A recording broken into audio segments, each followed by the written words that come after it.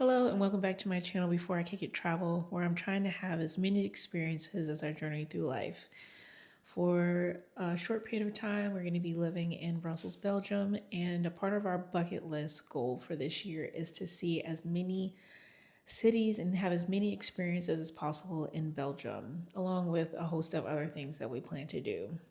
Belgium is a tiny country. From Brussels, you can drive north, south, east, and west 1 to 2 hours and be in another country.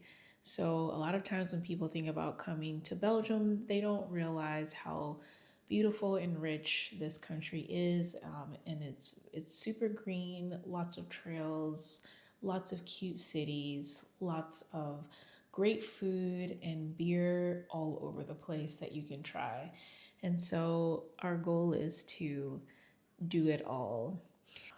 Most people, when they think of day trips from Brussels, they think of Bruges and Ghent. Both of them are super cute, very picturesque, something like out of a fairy tale.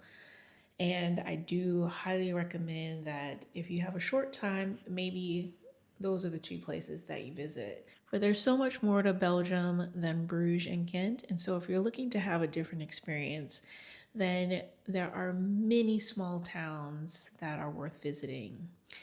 Most cities are reachable by train, but I recommend driving because it gives you most flexibility to make stops along the way and see things that maybe you had not planned. The most recent city that we visited was Mechelen. Mechelen is only about 30 minutes from Brussels by car or train. It is intimate and quieter than its counterparts. This city, once the capital of Belgium, is beautiful with its cobblestone streets, several UNESCO sites, great museums, a wonderful food hall, a beautiful square, and central market. I really love all of the markets in Belgium where you can always find fried seafood, fresh oysters, and champagne and wine. One of the highlights was visiting the food hall in Mechelen. This old historic building has several great restaurants offering a variety of food from fried seafood to Vietnamese and Korean and even American hot dogs. And of course, no food hall would be complete without a great bar where you can find wine, beer, champagne, and they even mix really good cocktails here.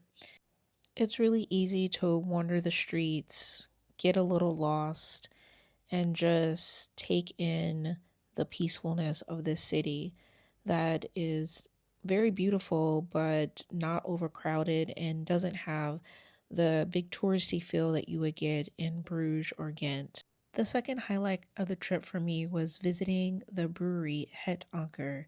It's one of the oldest breweries in Belgium and is known for its delicious beer. I am not really a beer fan, but I actually really enjoyed the tour and tasting that we had at this brewery.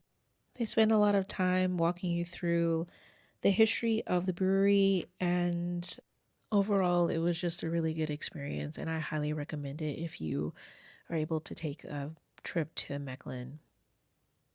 We were only able to visit a half a day, and we did not get to enjoy the entire city.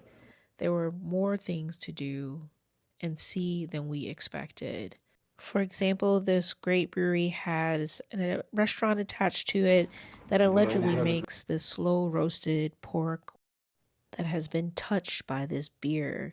It is allegedly very succulent and flavorful. The restaurants in this town are so homey and have like a cheers kind of feel where everyone might know your name. Well, we didn't get to visit everything that we wanted to. We only had a half day in Mechelen, and there was more to see than we expected, as I said. Did you know that Beethoven lived in Mechelen? That there's a toy museum and a zoo? That you can climb St. Rumble's Cathedral that has more than 500 steps? Or that there is a Holocaust memorial? Well, these are all things that we're hoping to experience on our next visit to Mechelen.